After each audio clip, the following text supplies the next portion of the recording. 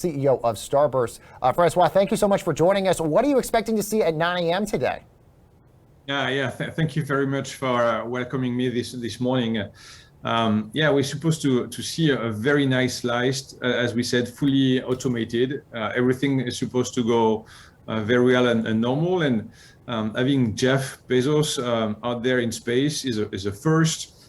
Is usually not that public, and so having him talk like that, being on the media, on the news, that's not something that we usually see. He's trying to be more, like Elon Musk and SpaceX, a more outspoken person, and that's very interesting. Oh, no, it's going to be incredibly interesting. Of course, we're only a little bit less than 45 minutes from this taking off. I'm intrigued, by the way, about the autonomous capabilities of this. We know with Virgin Galactic's flight that happened, there was a pilot on board on this. Does this add an extra layer of maybe uncertainty, given the fact that this will be autonomous here? There was a pilot with Virgin Galactic because they needed to land it back, less predictability. Here, it's a rocket with a capsule on top, and so the capsule is not flyable. And having someone, and being fully automated is much safer at the end. And what do you think? And Jeff Bezos had mentioned this in his interview with Good Morning America, that this eventually will be taking over, commercial space flight. If you're able to basically do this enough, that basically you make it so cheap enough that people will be able to do this. What do you think about that? Do you think that this potentially is going to be like commercial space flight or commercial aircrafts, where basically it becomes so easy for people to be able to do this? So what's interesting on the technical side is that between Blue Origin and SpaceX, they have transformed this rocket almost into aircraft, just by the fact that it's reusable. And so these engines are costing much less. And yes, they're slowly moving from a rocket that used to be lost. And now a rocket is more becoming an aircraft. So as we move into that path, of course, it's going to take a few years.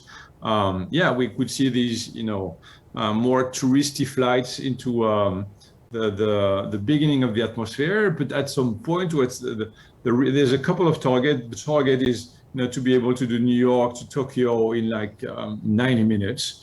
But Bezos, his main target is to populate the low Earth orbit of the Earth, and having a couple of thousand people at 500 kilometers, so 300 miles from the Earth, doing a lot of things, working, manufacturing, and bring that back to Earth. That's his ultimate vision. We just saw just a little bit ago Jeff Bezos and the other passengers that are going on board with this just filing into a Rivian electric vehicle just a moment ago. They're on their way to the launch site right now. There's a family photo. I believe our producers just told me there's a family photo. Here it is. This is what Blue Origin just posted on their Twitter just a few moments ago, saying our astronauts have completed training and are ready to go to launch. Francois, your firm, Starburst, by the way, invests in a lot of these space startups. Let's talk about the growth you see in this industry. By the way, for our viewers, this is a live look in Van Horn, Texas, of them going, Bezos and everybody going to the test launch right now. Where do you see, Francois, this going when it comes to investing in these companies and the future of space travel? So we've been doing that for the last 10 years, at the time where nobody would believe in SpaceX, first of all, and nobody would believe that, space and aerospace more globally would become an investment domain. But in the last 12 to 24 months, we've seen a huge acceleration of funding, especially on the late stage side. We've seen a lot of SPAC. I don't know if it's too technical, but Virgin Galactic did an IPO through that very specific way of introducing itself on the stock market.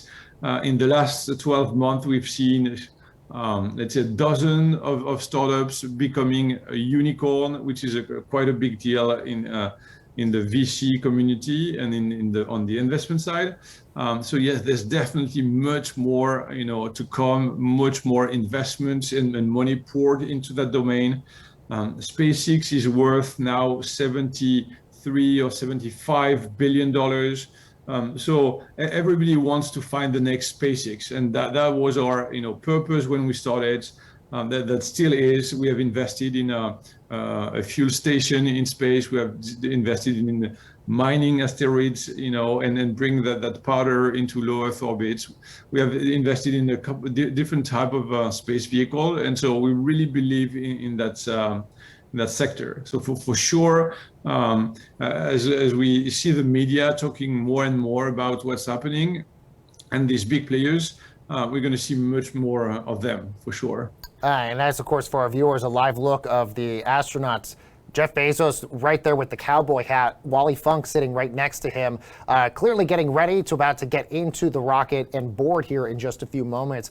Francois, how long do you envision it will take before this becomes affordable for anybody to be able to go on this? How long do you think it's going to take for us to finally be able to get there?